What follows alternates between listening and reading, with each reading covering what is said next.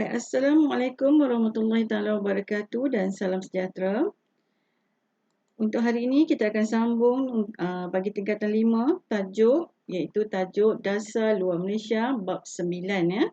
Dasar Luar Malaysia bab 9.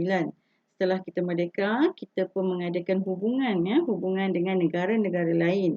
Yang dimaksudkan dasar luar Malaysia iaitu menjalinkan hubungan dengan negara lain ya yang mampu menyatakan pendirian berhubung. Okey, maksudnya dekat peringkat antarabangsa dan juga serantau, kita boleh menyatakan pendapat kita atau pendirian Malaysia dalam menentukan kedaulatan negara melalui dasar luar Malaysia. Okey, perkara yang akan dibincangkan dalam bab ini adalah meliputi latar belakang dasar luar Malaysia serta asas penggubalan dasar luar dan cabaran yang dihadapi.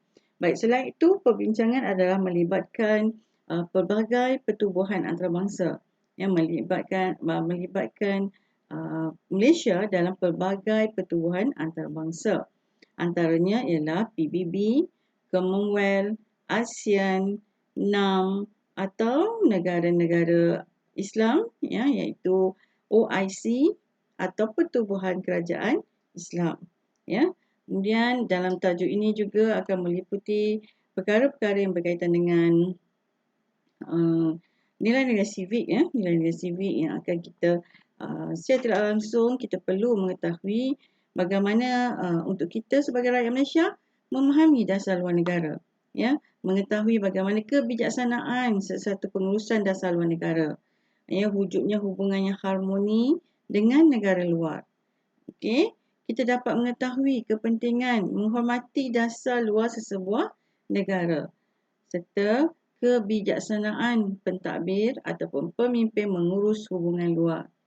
Mengambil sikap prihatin dan peka terhadap isu antarabangsa serta kita mengambil sikap berhati-hati dalam menghadapi cabaran dalam menyelesaikan cabaran dan bekerjasama dengan negara lain demi kemakmuran sesebuah negara.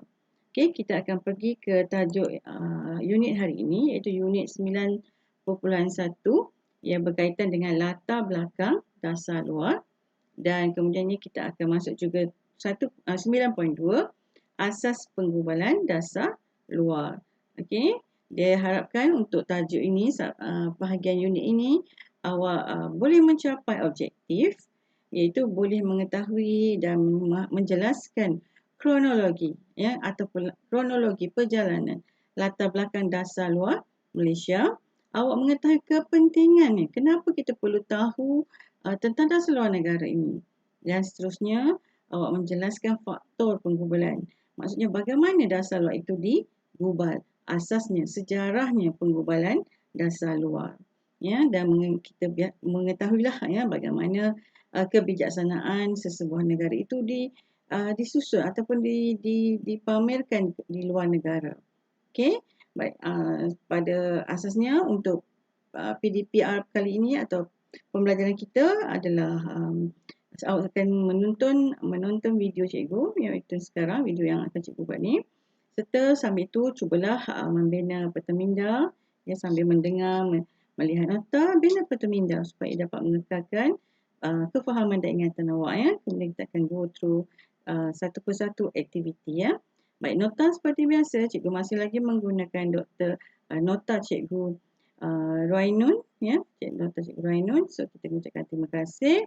Baik, cikgu akan tukarkan slide kepada nota tersebut supaya kita lebih supaya cikgu dapat tunjukkan bagaimana perbincangan itu akan berlaku Okey, kita akan masuk 9.1 berkaitan dengan latar belakang dasar luar negara. Latar belakang dasar luar negara. Okey, hubungan. Baik, kita tengok yang pertama, hubungan luar negara ataupun kita katakan sejarah sejarah hubungan luar sebelum Melaka. Maksudnya berkaitan dengan sejarah, berkaitan dengan sejarah ataupun kan tajuknya latar belakang. Maksudnya kita berbincang bagaimana berlakunya hubungan di antara negara Malaysia dengan negara luar. Sejak bila berlaku? Kita ada inquiry, kita ada perasaan ingin tahu, ya, barulah awak dapat kekalkan ingatan awak tentang perkara ini. Baik, hubungan Malaysia ataupun hubungan Tanah Melayu ni telah berlaku sangat lama, ya, semasa Melaka, sampai Empayar Melaka lagi. Semasa Empayar Melaka lagi. Bagaimana perhubungan itu berlaku? Okey, kita tengok kat sini.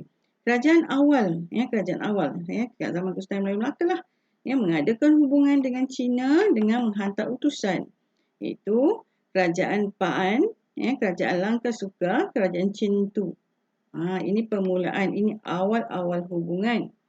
Okay, hubungan luar Kesultanan Melayu Melaka. Kesultanan Melayu Melaka. Kan lama sangat kan? Alright.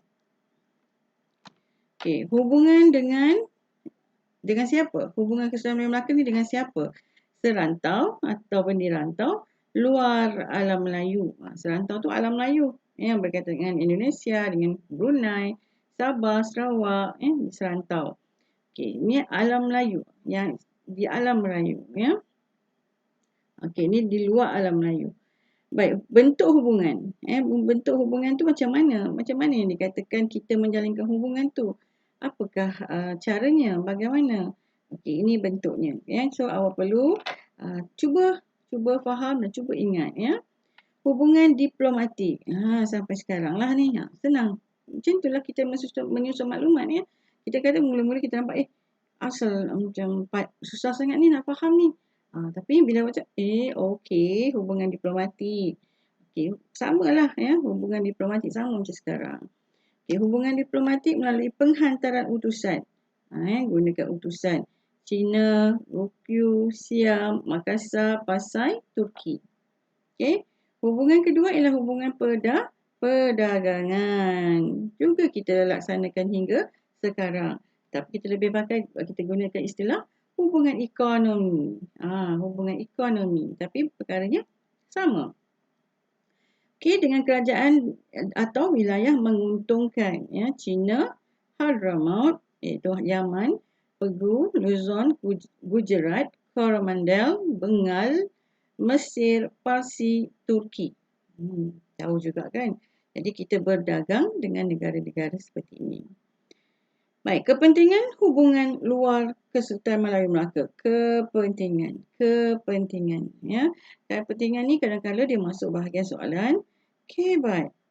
So kita punya jawab, kalau tak masuk soalan, kalau tak direct masuk pun similar jawab soalannya. Jawapan hampir sama. Jawapan kadang-kadang memang sama pun. Kan? Jadi cuba faham apa yang dimaksudkan dengan hubungan, ya. Apa yang dimaksudkan dengan hubungan. Okey. Kenapa kita perlu menjalinkan hubungan? Dia soalan macam itu nampak macam negara, tapi di kadang-kadang isi-isinya kita boleh guna dalam pelbagai situasi, ya. Okey, kalau sekarang dia kata menjamin hubungan, ya, kepentingan hubungan luar Kesultanan Melaka. Pertama, untuk jamin kestabilan dan keselamatan kerajaan. Sekarang pun sama. Kenapa kita menjalinkan hubungan dengan negara luar? Ya, untuk jamin kestabilan dan keselamatan. Ya. Okay, yang kedua, menjamin kemakmuran Melaka melalui hubungan perdagangan. Maknanya menjamin kemakmuran, keamanan, ketenangan, ramainya kaum lain di Melaka. Ya. Sebab melalui hubungan perdagangan, semua negara akan datang ke Melaka. Ya, mereka berjual beli, berkongsi-kongsi ataupun bertukar barangan di Melaka. Okay, mengekalkan penguasaan. Sebab apa nak jalinkan hubungan? Untuk kekalkan penguasaan terhadap aktiviti perdagangan di Selat Melaka. Ya. Memperoleh perakuan tentang kedaulatan Melaka. Kenapa perlunya ada hubungan? Untuk pastikan mereka mengakui Melaka adalah milik Raja Melaka dan orang Melaka. Okay, membantu Melaka muncul sebagai pusat penyebaran Islam. Ya, kan, tempat menyebarkan agama Islam.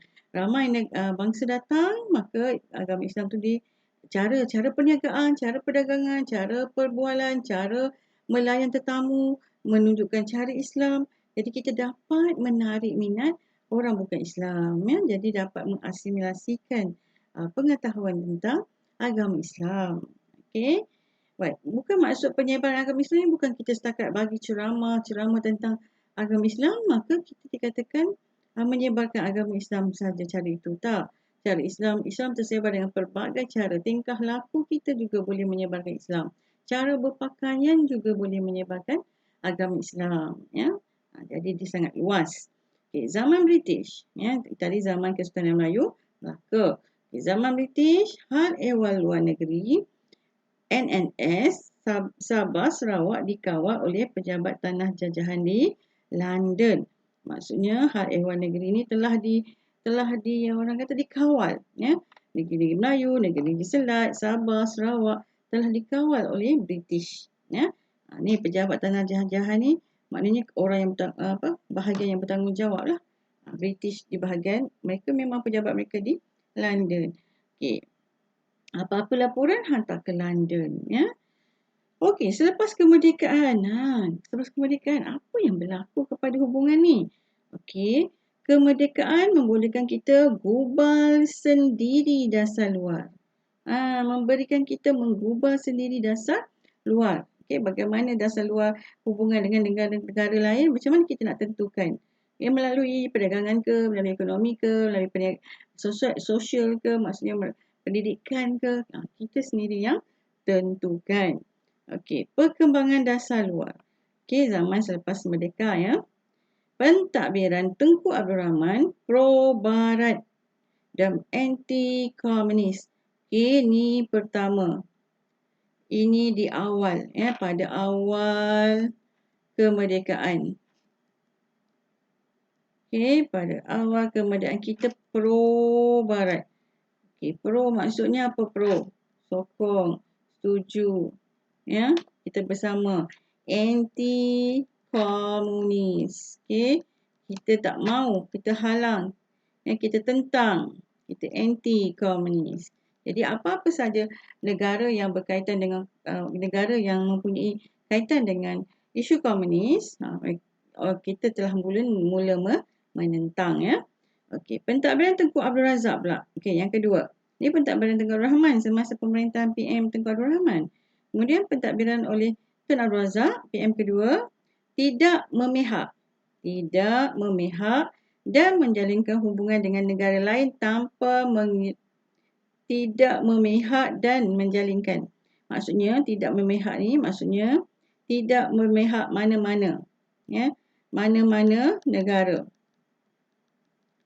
Asalkan dan kita menjalinkan hubungan dengan negara lain tanpa mengira ideologi. Tanpa mengira ideologi. Maksudnya kalau dia berfahaman apa pun, komunis ke apa, kita tetap menjalinkan hubungan dengan negara tersebut. Ya, kita tidak memihak, okey, kita berpihak pada British saja. Tidak. Ini zaman Tun Abdul Razak. Okey. Baik, kita tengok berikut. Matlamat penggubalan. Okey, kita dah habis dah tajuk 9.1. Sekarang kita masuk 9.2. Asas. Bagaimana kita menggubal dasar luar negara. Okey, kepentingan dasar luar. Kepentingan dasar luar.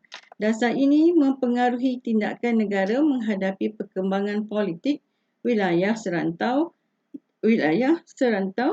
antarabangsa. Ya, menghadapi perkembangan politik wilayah serantau dan antarabangsa. Maksudnya apa tindakan Malaysia sekiranya kita berhadapan dengan isu politik, ya, berkaitan dengan isu politik serantau ataupun antarabangsa. Apa pendirian kita? Okey. Jadi ukuran pada kejayaan dasar luar ini, ya. Okey, ukuran kejayaan. Apa yang menyebabkan kita kata dasar luar kita berjaya? Ya, berjaya untuk mengekalkan keharmonian, untuk mengekalkan kejayaan, untuk mengekalkan hubungan yang baik. Okey, apa ukurannya? Okey, wujudnya hubungan berbaik-baik serta kerjasama erat dan ekonomi, politik, pertahanan, kebudayaan pada peringkat antara bangsa. Okey, kita tengok kita ada hubungan yang berbaik-baik, hubungan yang baik dengan negara yang luar dari pelbagai aspek. Dari segi aspek ekonomi, politik, pertahanan, kebudayaan, ya, sehingga ke peringkat antarabangsa. Maksudnya kita juga terlibat dalam isu-isu yang berkaitan yang kita sebutkan tadi. Okey, kementerian yang terlibat, ya, kementerian yang terlibat dengan dasar luar negara ini ialah pada tahun 1956 lagi Kementerian Hal Ehwal Luar. Okey, 1966 diubah kepada Kementerian Luar Negeri.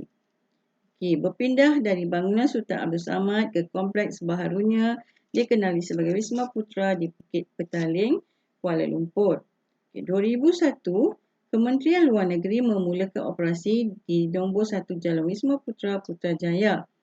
Pindah pula ke Putrajaya. Kan? Okey, Wisma Putra. Wisma Putra. Perkataan putra diambil sempena nama PM1, Tengku Abdul Rahman, Putra Al-Haj. Jadi, nama Wisma Putra ini, Kementerian Luar Negeri memulakan operasi di Jalan Wisma Putra, kan? So, nama Wisma Putra atau bangunan Wisma Putra itu adalah sempena nama Tengku Abdul Rahman. Jadi, kalau ada kuis, dah boleh jawab tu. Okay. Peranan Wisma Putra menggubal dasar luar. Ya, menggubal dasar luar. Kemudian yang kedua, menjaga kepentingan nasional Malaysia pada peringkat antarabangsa. Maksudnya menjaga kepentingan, menjaga kebaikan rakyat Malaysia pada peringkat antarabangsa. Okey, apa matlamat penggubalan dasar ni? Yang pertama, ni boleh juga jadi kebat atau kepentingan. Kepentingan matlamat ni kita ambil dia jadi sebagai kepentingan juga. Kita boleh ambil kalau dalam soalan kebat. Kita boleh ambil dia sebagai kepentingan. Okay, mempertahankan kemerdekaan dan kedaulatan negara. Kenapa nak adakan hubungan luar ni? Sebab kita nak mempertahankan kemerdekaan. Okay, melindungi kepentingan nasional. Kita nak melindungi kepentingan nasional negara kita. Mempertahankan dan memajukan kepentingan Malaysia. Okay, yang keempat matlamatnya, memupuk hubungan baik dengan luar negara. Dan yang kelima, menghadapi perkembangan serta cabaran politik, ekonomi dan sosial. Malaysia juga mampu untuk berhadapan dengan ekonomi dan sosial. Berhadapan dengan cabaran politik, ekonomi dan sosial. Okey, sekarang kita tengok faktor. Faktor penggubalan dasar. Sebab-sebab kenapa kita perlu menggubal dasar luar negara. So, sebab-sebab yang pertama ialah dari segi ikatan sejarah. Nilai sejarah yang dilalui, ada ikatan sejarah negara kita dengan negara lain. Maksudnya pengalaman kita, sejarah negara kita, sejarah hidup kita sama juga dengan negara lain. Jadi bila kita ada rasa yang sama, dia dapat mengeratkan hubungan. Sebab kita dapat merasai penderitaan masing-masing. Okey. Baik, negara serantau yang kita berpengalaman bersama ialah seperti Singapura, Indonesia, Brunei, Filipina, Thailand dan Burma. Ini negara serantau yang mempunyai sejarah yang sama. Okay, negara yang antarabangsa ialah negara China dan India. Kan? Okay, pertubuhan. Pertubuhan apa yang sama rasa, sama feeling dia. Selepas mereka, kita sertai Commonwealth, iaitu bekas negara jajahan British. Semua orang pernah merasa di bawah jajahan British. Sebab itu, berada di bawah satu Commonwealth. So, ikatan pengalaman itu sama. Baik, kenapa lagi kita perlu jalankan dasar, kita perlu laksanakan dasar luar negara untuk keperluan nasional, keperluan kebangsaan, keperluan rakyat, keperluan negara. Maksudnya memberi keutamaan kepada kepentingan negara. Yang pertama, jaga kedaulatan. Kedua, menguntungkan negara. Memang hubungan luar ni menguntungkan negara. Lebih-lebih lagi pada awal tu kita tak biasa dengan berniaga dengan negara lain. Kita hanya dengan negara British sahaja. Lepas kita membuka dasar baru iaitu berbaik dengan semua orang, semua negara, maka kita berpeluang menjual beli atau berdagang dengan negara lain. Ya. Sebab itu dia boleh menguntungkan negara. Kemudian sebab keperluan lain ialah kerana kedudukan strategik dasar luar dengan negara serantau. Menjaga kebajikan rakyat yang berada di luar negara sekiranya diperlukan. Dasar luar yang bebas dan berkecuali dan menjalinkan hubungan dengan semua negara tanpa mengeria ideologi untuk kepentingan ekonomi dan keamanan. Negara-negara tak mudahlah untuk menjajah kita. Okey, yang ketiga ialah kepimpinan. Kebijaksanaan dan kebolehan pemimpin asas penggubalan. Kebijaksanaan dan kebolehan ni, kebolehan pemimpin kita merupakan asas tapak utamalah yang menyebabkan dasar luar negara berjaya. Pemimpin perlu peka dengan perkembangan perubahan antarabangsa menentukan hal itu. 1990 pemimpin cenderung dengan negara maju. Kita dah sibukkan untuk membentuk sebuah negara maju. Menjelang wawasan 2020 kita mesti membentuk sebuah negara maju. Jadi tahun 90 lagi kita dah memulakannya. Tahun 1990 berubah iaitu dasar menjalin hubungan dengan negara sedang membangun seperti Afrika dan negara Kepulauan Asia, Kepulauan Pasifik Selatan. Kita mula menjalinkan hubungan dengan negara luar, negara yang sedang membangun seperti Afrika. Sebab atau faktor keempat ialah kerana persekitaran luar. Maksudnya peristiwa di luar negara kita mempengaruhi kita untuk melakukan hubungan antarabangsa atau hubungan luar dengan negara lain. Perkembangan politik, pengaruh luar, perkembangan politik kat luar, ekonomi dan sosial antarabangsa sentiasa berubah-ubah menyebabkan dasar luar Malaysia disesuaikan dengan perubahan. Jadi Malaysia pun terpaksalah melakukan perubahan melihat keadaan situasi semasa. Ketika Perang Dingin, dasar luar negara pro-barat. Ketika Perang Dingin, dasar luar negara kita ialah Perang Barat. Kemudian berubah dari pro-barat kepada tidak berpihak. Baik. Apa dia Perang Dingin? Perang Dingin ialah perang di antara Amerika Syarikat dan Soviet Union ataupun Rusia. Perang Dingin tak perang senjata. Perang Dingin tak perang senjata. Dia berlaku tahun 47 hingga 91. Sebab waktu ni Malaysia pun baru merdeka kan 1957. So mempengaruhi kita, mempengaruhi Malaysia. Blok yang terbentuk pasal Perang Dingin ni ialah blok Barat dan blok Timur ataupun dikenali sebagai blok kapitalis, iaitu ketuanya ialah Amerika Syarikat dan blok kedua ialah blok komunis, ketuanya ialah Soviet Union. Dua kumpulan besar dekat Eropah yang melakukan ataupun terlibat dalam Perang Dingin. Tujuan persaingan mereka, kenapa mereka berperang? Untuk menggunakan pelbagai pendekatan mengukuhkan ideologi dan pengaruh masing-masing. Apa tindakan mereka? Mereka melakukan kegiatan subversif, propaganda, pengintipan, perang psikologi, perang saraf. Bentuk persaingan dari segi politik, ekonomi, propaganda. Propaganda pun bersaing. Propaganda. Baik, kita tengok lagi apa lagi yang ada ni. Faktor Perang Dingin. Faktor Perang Dingin bagaimana perang di antara Amerika Syarikat dan Soviet Union. Perbezaan dari segi ideologi politik. Amerika Syarikat ni ideologi dia macam mana? Ni kita selalu dengar ni. Kapitalis. Ni komunis. Jadi kita faham tak apa dia kapitalis? Mereka ni kapitalis. Tu pandangan kapitalis lah tu. Apa dia kapitalis? Kapitalis ialah fahaman ideologi mereka demokrasi. Ingat tak apa dia demokrasi? Ingat tak? Demokrasi apa? Demokrasi ialah rakyat bebas memilih pemimpin dari kalangan rakyat untuk menjadi pemimpin. Maksud rakyat memilih rakyat untuk jadi pemimpin. Demokrasi. Melalui apa? Melalui pilihan raya. Okey. Dan mereka utamakan hak kebebasan individu. So, setiap orang mempunyai hak kebebasan. Apa saja nak buat, apa saja nak terlibat atau nak masuk apa-apa persatuan pun, pertubuhan pun, bukanlah satu masalah atau halangan. Ya, mereka bebas melakukannya. Ya, mereka bebas untuk memihak kepada sesiapa. Itu kapitalis. Tapi komunis berbeza. Fahaman komunis, pemimpin atau pemerintahannya bersifat diktator.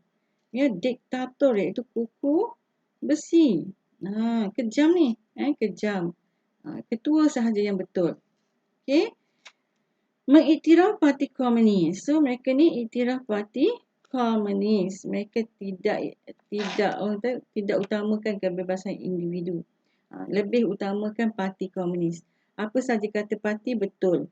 Apa saja kekayaan atau fahaman dari parti komunis adalah diterima. Okey.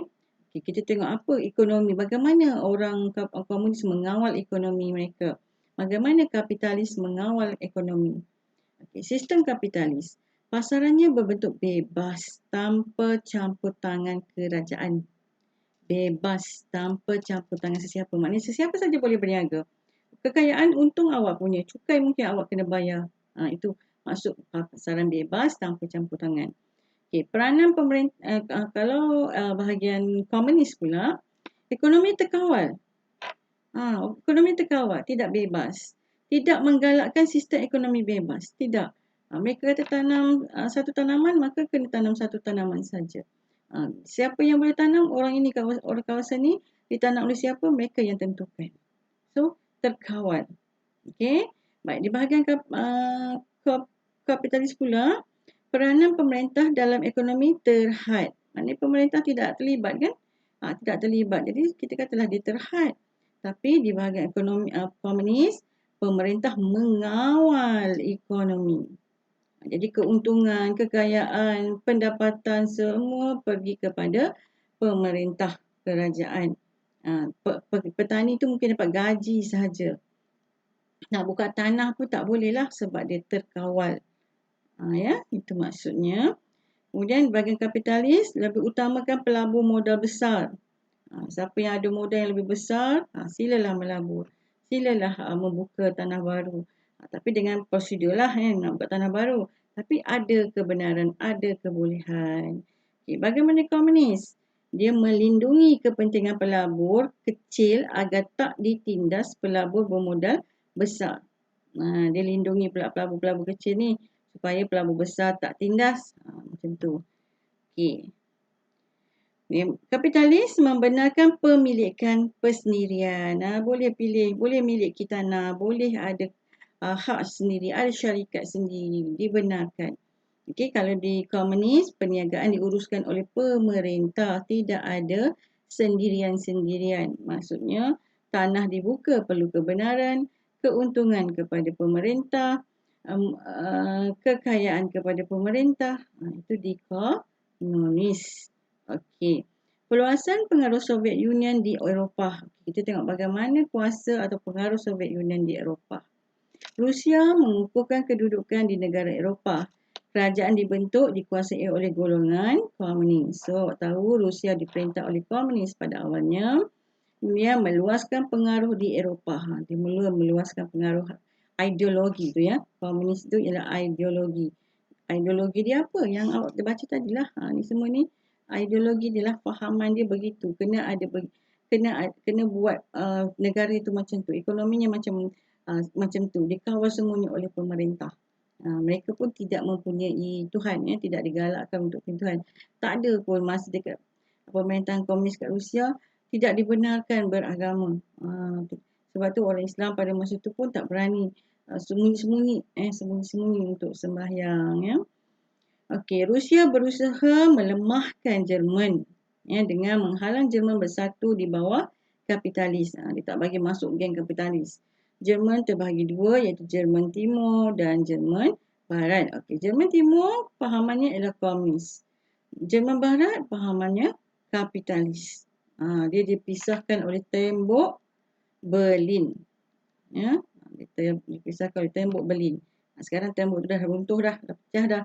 Sebab Rusia tidak ada lagi, ada faham komunis pun sikit-sikit lah, bukan pemerintah. Okay, Stalin menggalakkan komunis aktif dalam pilihan. Stalin menggalakkan komunis aktif dalam pilihan raya terutama di Itali dan Perancis. Menggalakkan komunis aktif. Dia suka lagi. Dia suka lagi. Okay? Jadi sekarang ni fahaman komunis di Rusia semakin merosotlah. Taklah sekejam seteruk dahulu kebenaran untuk beragama pun dah dibenarkan. Ya. Okay, sekarang ni dah mula suruh komunis ni aktif dalam pilihan raya. Jadi mereka ni perlu masuk bertanding, perlu memerintah. Okey, di Itali, di Perancis dah ada pengaruh dia. Okey, hubungan renggang Amerika Syarikat dan Soviet. Hubungan USA dengan Soviet Union selepas Mei 1945, selepas Perang Dunia Kedua. Hubungan renggang. Menolak permintaan Soviet Union untuk membantu membangunkan ekonomi Amerika Syarikat selepas tamat Perang Dunia Kedua. Okey, mereka tak mahu pinjam duit dari Soviet Union untuk buat perbaik pulih lah selepas perang. Semakin tegang bila Britain mengadakan tirai besi memisahkan Eropah Timur dengan Eropah Barat sehingga berlaku perpecahan. Okay, Britain pula dia buat tembok pula antara Eropah Timur dan Eropah Barat. Jadi itu menyebabkan perpecahan lagi. Okay, Soviet Union menjadikan Eropah Timur sebagai zon penampan antara Soviet Union dan negara Eropah Barat. Ia mencetuskan konflik dan hubungan tegang dan merancakkan perang dingin di Eropah. Sebab tu berlaku perang dingin tu agak lama juga. Okay, Doktrin Truman. Presiden Henry Truman menghentikan bantuan kepada Soviet Union. Hentikan bantuan ini cuba mendatangkan kemarahan kan. Okay, Amerika Syarikat tidak iktiraf kerajaan yang ditubuhkan tanpa persetujuan rakyatnya. Doktrin ini menjadi dasar Amerika Syarikat bagi tempoh 30 tahun sebagai usaha Amerika Syarikat menentang pengaruh Soviet Union dan komunisme di seluruh dunia.